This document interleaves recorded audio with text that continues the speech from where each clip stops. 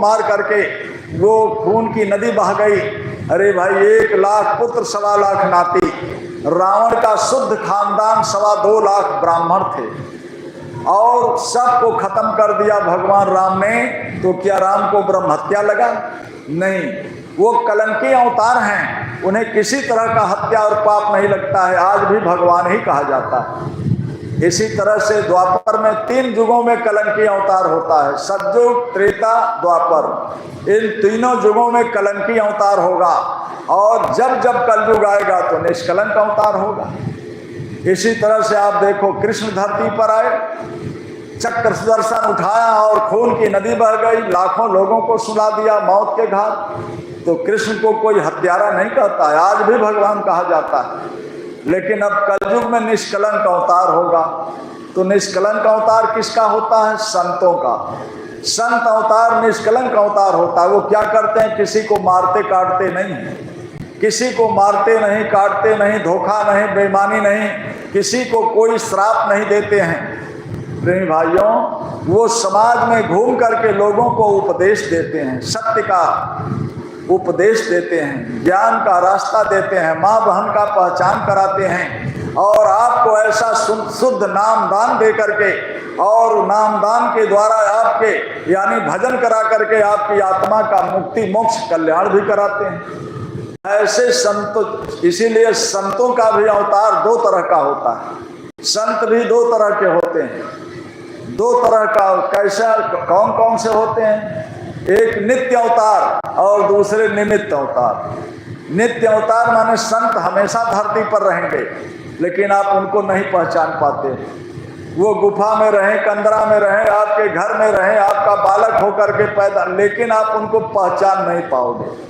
वो भजन करते हैं पूरे विश्व के जीवों के कल्याण के लिए। इसीलिए तो लिखा है, घिरी बदरिया पाप की बरस गई अंगार, और संत न होते जगत में तो जल मरता संसार। प्रेमी भाइयों, लेकिन दूसरे निमित्त अवतार संत आते हैं। जो निमित्त अवतार आते हैं वो समाज में घूम करके लोगों को उपदेश करते हैं। उनके द्वारा सारे धरती के जीवों का रक्षा और कल्याण होता है। उनके द्वारा धर्म की स्थापना होती है। उनके द्वारा जीव को मुक्ति मोक्ष आवागमन से छुटकारा मिलता है। ऐसे निमित्त अवतार जब संत आते हैं तो ऐसे संतों का आना इस कलयुग में प्रारंभ होता है।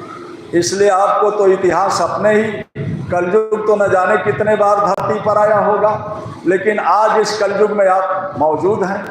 आपके धरती पर इस कलयुग का इतिहास है, क्योंकि कलयुग को आए हुए ज़्यादा दिन नहीं हुआ, द्वापर को गए हुए ज़्यादा दिन नहीं हुआ, लगभग 5000 साढ़े 400 साल हो रहा इस धरती पर द्वापर के गए और कलयुग के आए हुए। इसके पहले तो कृष्ण भगवान थे, यहाँ पांडव थे, यहाँ महाभारत हुआ, लेकिन 5000 साढ़े 400 साल हो गया कलयुग को आए।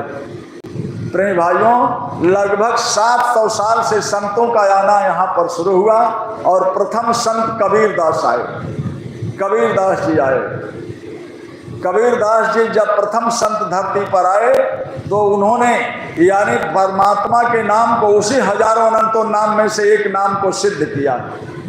महात्मा उसी हजारों अनंतों नाम में से किसी नाम को जब सिद्ध करते हैं, जगाते हैं, तब उस नाम से जीवों का लाभ और कल्याण होता है। जैसे राम नाम को जगाया गया, उस समय त्रेता में राम राम पत्थर पर लिखकर पानी में समुद्र में डाल दिया तो पत्थर भी तैर गया और पुल बना दिया। लेकिन जब द्वापर आ गया तो उस समय संतों ने कहा अब ये कृष्ण नाम से कल्याण होगा।